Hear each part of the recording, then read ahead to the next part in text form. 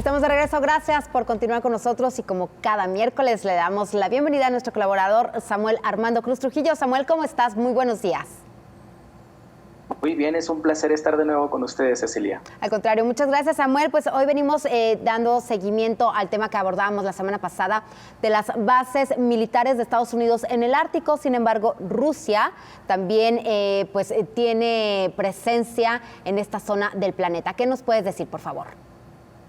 Sí, bueno, en el contexto que estamos viendo que las cosas cada vez se calientan un poco más y que está quedando más en evidencia que realmente la guerra no es contra Ucrania, sino contra la OTAN y los Estados Unidos, convirtiéndose este estado colchón en la zona de conflagración. La semana pasada hablábamos de las bases militares que tiene Estados Unidos en Alaska y mencionábamos a la semiabandonada estación Attu y al fuerte Greely. Dos bases estadounidenses que nos faltaron mencionar son el fuerte Ry y la base conjunta Elmendorf-Richardson y la base aérea Eckerson. Bueno, no son dos, son tres, ¿no? Que si me permites podemos describir brevemente. Por favor. Bueno, el fuerte Wainwright es una instalación que fue empleada también durante la Segunda Guerra Mundial y durante la Guerra Fría, que cuenta con bases de entrenamiento, aeródromos, hospitales militares y por supuesto un arsenal de armas nucleares que no se hace muy público. Y al igual que el fuerte Greely, esta base es muy importante al grado que en el 2004 entró en un plan de modernización para que desde esa base se facilitaran los despliegues aéreos que se llevaron sobre, fíjate, Afganistán e Irak. Desde esas zonas se llevaban algunos de las incursiones junto con la isla Diego García, ¿no? en el Índico. Y las actualizaciones de esta base han continuado incluso hoy, en este año, en 2022. Ahora, la base conjunta Elmendorf-Richardson, que es la otra, es una instalación militar que fusiona a la base de la Fuerza Aérea Elmendorf, de la Fuerza Aérea de los Estados Unidos, y al fuerte Richardson del Ejército de los Estados Unidos, obviamente. Esta fusión se llevó en el año 2010 y también Estados Unidos tiene en las Islas Aleutianas la estación aérea de Erickson, que es un aeropuerto militar en la isla Chemia, que es muy, muy cercano. Está a 1000 kilómetros de distancia de Kamchatka, en Rusia, Cecilia. También fue una base que se utilizó muchísimo durante la Segunda Guerra Mundial y debo decir que, aunque muchas de estas bases de las Islas Aleutianas están supuestamente abandonadas, siguen teniendo bastante actividad, ¿no? Y para que cerremos el tema de las bases militares estadounidenses en Alaska y en las Islas Aleutianas, hay que decir que todas pertenecen al NORAD, que es el Mando Norteamericano de Defensa Aeroespacial, que es una institución militar estadounidense de seguridad que tiene una infraestructura grandísima para vigilar a los potenciales enemigos de los Estados Unidos. Es el ojo que todo lo ve sobre el mundo, ¿no? Ahora, ya hemos visto que Estados Unidos tiene armada hasta los dientes Alaska, pero también, como decías al principio, los rusos no se quedan atrás, y es que como todo país medianamente soberano, al tener un enemigo tan cerca, también hizo gala de músculo militar. De hecho, Rusia, como lo hemos visto en otras ocasiones, hace constantes maniobras para marcar su territorio sobre la zona de las Islas Kuriles, que como hemos visto en otras ocasiones están en disputa con los Estados Unidos, ¿no? Ahora, ya hemos visto algunas de las bases, ¿no? En el caso de Rusia, tiene en Kamchatka el campo de prueba de misiles Kura, que ciertamente es un área de impacto solamente de misiles balísticos intercontinentales que son lanzados desde territorio ruso, pero desde el lado occidental del país, es decir, del lado más cercano hacia Europa, ¿no? Pero más allá de que la zona sea simplemente una zona de impacto, Cecilia, lo que hace Rusia con la demostración de que sus misiles tienen tanto alcance es demostrar que de la misma forma en que pueden alcanzar fácilmente blancos hasta Kamchatka, como vemos en la imagen, bien podrían alcanzar Alaska con ese arsenal atómico, ¿no? La otra zona de Kamchatka que se encuentra incluso equipada con arsenal nuclear es la base de submarinos nucleares Kamchatka-Rybiaki, que desde el año 1960 alberga la base rusa de submarinos de la Flota del Pacífico, que si la gente es tan curiosa como para buscar la base en Google Maps, incluso se pueden ver los submarinos nucleares atracados en los muelles de esta base, que tiene como propósito inmediato a Estados Unidos y Japón, pero que no por eso significa que no pueda disuadir también a otras potencias supuestamente aliadas como China, ¿verdad? Pero cruzando al otro lado del Polo Norte, yo creo que es la más importante en este momento. Rusia también tiene una base en el Ártico que está en boca de muchos y que lleva por nombre el Trébol del Ártico, ubicada en la isla Tierra de Francisco José. Y esta base es, por decirlo, ultramoderna, es la cuota máxima de tecnología que ha alcanzado Rusia y preocupa mucho a la OTAN por esa misma razón en medio de esta guerra contra Ucrania, pero pues hay que reconocer ya pues que es una guerra contra la OTAN, pero aparte también por esta rivalidad que se ha agudizado a raíz de las nuevas rutas del Ártico que China y Rusia quieren explotar, ¿no? Es la Rusia y China pretenden utilizarla como una parte integral de la ruta de la seda, ¿no? Esta instalación militar del Trébol Ártico tiene sistemas de misiles Bastión que sirven, fíjate Cecilia, para atacar navíos de superficie, incluyendo grupos de batallas de portaaviones, convoyes de protección y navíos de desembarco.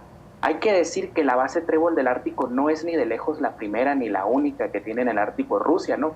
Pero sí hay que decir que es la que se encuentra más al norte o más al extremo norte, ¿no? Así que como podemos ver, Cecilia, si no podemos asegurar tajantemente que el Ártico se prepara para una guerra, porque sería irresponsable, sí podemos decir que las piezas ya están colocadas y listas para el momento en que la partida se inicie, si se llega a iniciar, claro. Esta base que comentas, la base del Trébol, pues es una de las más famosas que ha salido en diversos documentales en los últimos años, precisamente por su majestuosidad. Te pregunto, Samuel, ¿quién y cómo inicia la militarización del Ártico? ¿Y únicamente Estados Unidos y Rusia tienen bases militares o hay otros países que también pues están volteando a ver esta zona del mundo o que ya también tienen presencia? Si tuviéramos que poner una fecha de cuándo se inició la militarización, tendríamos que ir hasta la Edad Media, cuando se empieza a hacer estas incursiones, ¿no? en territorios muy alejados de las grandes urbes, de las grandes ciudades europeas. Pero en la Segunda Guerra Mundial es cuando se pone más de manifiesto, porque incluso los nacionalsocialistas alemanes, liderados por Adolf Hitler, empezaron a llevar adelante incursiones en el Ártico, tenían mucho interés en conquistar parte del Ártico, porque como los grandes estadistas bien supieron observar, sabían que las guerras del futuro se librarían por el recurso más importante, que no sería ni el petróleo ni el gas, sino el agua dulce, Cecilia. Estamos hablando de hace muchísimo tiempo que inició la militarización y que los países, las grandes potencias volteaban a ver esta zona. ¿Cuáles son los riesgos, los límites, pero también las oportunidades de militarizar esta zona, Samuel? ¿Y por qué es la importancia estratégica de la zona del Ártico? Tú nos comentabas que se están abriendo nuevas rutas marítimas, nuevas rutas comerciales, debido también precisamente al calentamiento global. Pero ¿cuál es la importancia? ¿Cuáles son los límites que tiene esta zona? Bueno, aparte de todo esto, tiene unas reservas energéticas increíbles, ¿no? Y para más peligro de Occidente, donde se encuentran las bases, los recursos naturales en mayor cantidad es en la parte que controla Rusia. Una vez más, Rusia se quedaría con una parte que le permitiría en un futuro seguir presionando de esta forma, porque hay que notarlo perfectamente, Cecilia, que Rusia está empleando la energía como un arma dentro de esta guerra, un arma de presión política, un arma de presión geopolítica, que es muy válido, por supuesto, porque de otra forma, si observamos el mapa, vemos a Rusia totalmente rodeada y la única forma de ejercer presión sobre sus enemigos pues es a través del gas y del petróleo y de todos sus recursos, ¿no? Así que esto es como podríamos decir, el límite para Rusia, que no va a permitir que esos recursos pasen a ser controlados por sus enemigos, ¿no?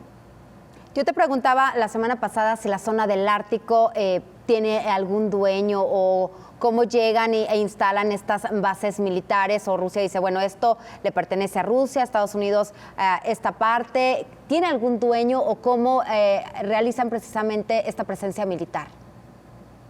Hay varios dueños que podríamos llamarle entre comillas, entre ellos Estados Unidos, Rusia obviamente, Canadá, Dinamarca y algunos países más como Noruega que reclaman partes del Ártico, cada uno en mayor o menor proporción.